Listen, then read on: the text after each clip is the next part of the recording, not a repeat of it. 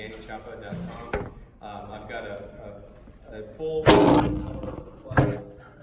worth of lecture on composition, how to prepare for sight reading. So if you're interested in any of that, feel free to. Oh, you can talk to them all day long about sight reading. Absolutely, I would love to.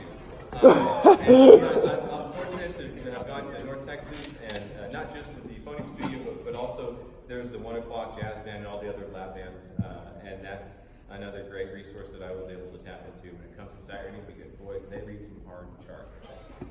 So let's go ahead and get started. Again, if you have any questions for me, Mr. Poffenbarger has my contact information. Please ask him and send me an email. You can find me on Facebook and Instagram now. I think I know what that is. So I'm young, but like I have an old mind, like in terms of like technology. I would love to hear from you. I'd love if you have questions about my arrangements. I've got a couple of things that have been published. I'm working this out, I promise. Just want it to be great. That's why you get that little screen thing. Yeah, nothing but the best. But the fancy Maybe the ankle. Maybe. Yeah. Oh. There we go. Look at that. Oh, it's working. It's working. So how much money is in there? That's how much. I just don't want to break your. About $4. $4 solution. Yeah. I just don't want to break your fancy new phone. Oh. Okay. So we have. So you got like a kind of informal order. Yeah, this is we're kind of like I told them earlier, the folks that have lessons with you tomorrow. Okay. I want some of the ones that don't, to be able to play today, but euphoniums have priority because they don't get this treat often enough. So. All right. What's your name? Donnell. Danny. Nice to meet you. And what will you be performing for us today? I will be performing Roshu number 11. Awesome.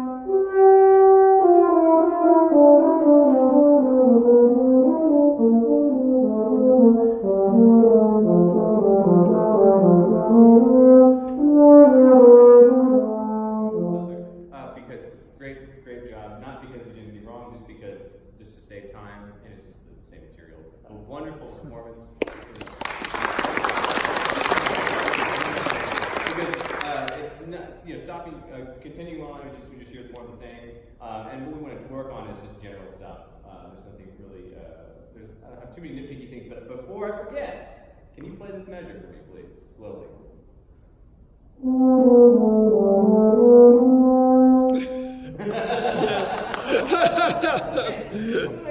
Just want to make sure I was listening, right? So, real quick question. Now, I want to be as appropriate as possible. Raise your hand if you're a music educator, or you are a music ed student. Okay, raise your hand for performance. Okay, and then you're in high school. Awesome. So it's so cool that you're here. As you know, kids are immature, right? So if you're going to be a band director, I know this kind of goes without saying, but just so you know, if you hear a kid snicker, just be with it, you know, be understanding that okay, kids are going to be immature, but the first 3 notes of this piece is you know. So just want to make sure you know how to. You're going to have to deal with that in the future, and everybody, you know, that will define what kind of teacher you are. But I just bring that to your attention as an educator. You've got to make a decision right there, right then and there. Are you going to like say, "Hey, cut it out, guys," or are you just going to let boys be boys, basically? So anyway, sorry, that's just a quick little plug. And I would say the same thing when I hear this. When I hear people who want to go and be band directors, you just got to be savvy because. I think the moment that you let things under the radar and the kids kind of have their own inside jokes and things that you kind of go over your head, you know, then it's like they can kind of poke fun and do things. Whereas if you were right with them, they're like, oh, he gets it. Oh, okay, and then they'll kind of watch it. You know? Anyway, so beautiful sound, and what I like most about what you did is how you move the air through. I just want to talk about note shape. I think, first of all, have you ever heard anything about your mouthpiece placement? We talked about it a little bit in the brass knuckles Okay. When you watch yourself in the mirror, do you feel like you're a little too high or a little too low or right in the middle? I feel like sometimes I start off in the middle, sometimes I can shift lower. Right. And I know a lot of friends of mine, former colleagues of mine, and former students that I went to school with had that same.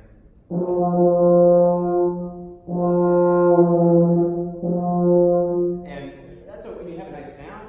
I worry that maybe in the long run, when you're working on extreme upper register, you know, when you're trying to expand your range, I think that might be something that gets in your way. And it's a quick fix, simple fix, but it's really hard to keep the habit. You know, when we ingrain ourselves with these habits, it takes a long time because you have to basically relearn where to put the mouthpiece.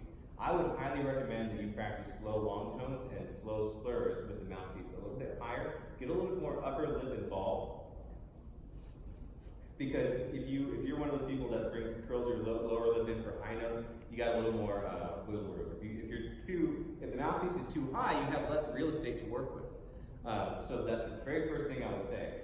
And then the second thing is I love that you're using your air and you're making music. Did y'all hear a ton of dynamics?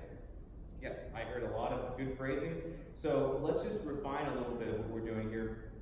I like that you have the energy to really go after these phrases. But let's see if we can shape these long notes so where it makes a bigger picture. So for example, da da da da da da da da da. So we're playing all the way. I know that's marked in two arcs. But let's see if we can make that one line. 1, 2, 3. Yeah,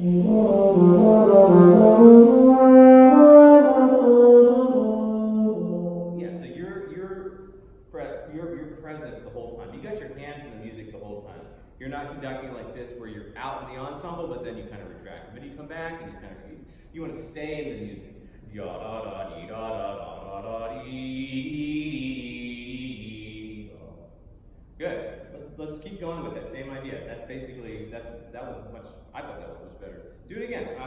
Keep going. 1, ready, and go. 1, 2, 3, 1, 2, 3, 1, 2, 3. Right. And before I heard you do a crescendo at the end of it. You know, because whatever musical idea you have, that's fine. But you know, when you have ends of phrases, just nice taper. Unless it's a musical effect you're trying to accomplish, or maybe just the way you did it, or you were thinking about it, or whatever. But I think just in general, just think line, going forward. When you have 8 notes, 1, 2, 3, 1, 2, 3. The 2 and 3 fall into 1. 1, 2, 3, 1, 2, 3, 1. Everybody say that. Let's practice our 6/8. 1, 2, 3. Ready and go. 1, 2, 3, 1, 2, 3, 1, 2, 3, 1, 2, 3, 1, 2, 3, 1. And that's essentially how you want it to feel. And what does that do? It gives you forward direction, yes. And then you make your long notes shape how you would sing it. Raise your hand if you play a Roshu on a regular basis or semi-regular basis, right? Raise your hand if you practice singing your Roshus. Okay, what kind of, well, it's a Bordoni originally. So Bordoni wrote what type of exercises? Written for fingers, right? Yeah, both. Yes, so I think the best way to prepare for these row shoes is to sing in finger, so that you get the arcs and the shapes. Essentially, you're just moving your vocal cords here, from here to here. You still have the same or similar type of air support, intonation, phrasing, all that stuff is all the same. You just put it into the whole, put it from here to here, and I think that can help guide your releases, your overall arcs and phrases, and everything else. So, I mean, that's basically it. Because you have a nice sound and you're doing everything really pretty good. That would be the main thing I would have you do.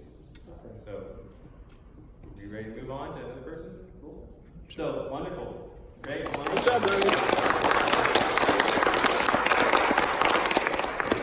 I usually have one of these guys. There's a regular, not an Apple Watch. That's my phone. That's my clock usually. So just kind of keep me. What do you think? Maybe like That's 5 up to you. to 8 minutes a Sure. person, so that we can get through a lot of people. Absolutely. Yeah. And then That's maybe fine. at the end we'll talk. Just general questions. We can go into really good detail on sight reading, for example.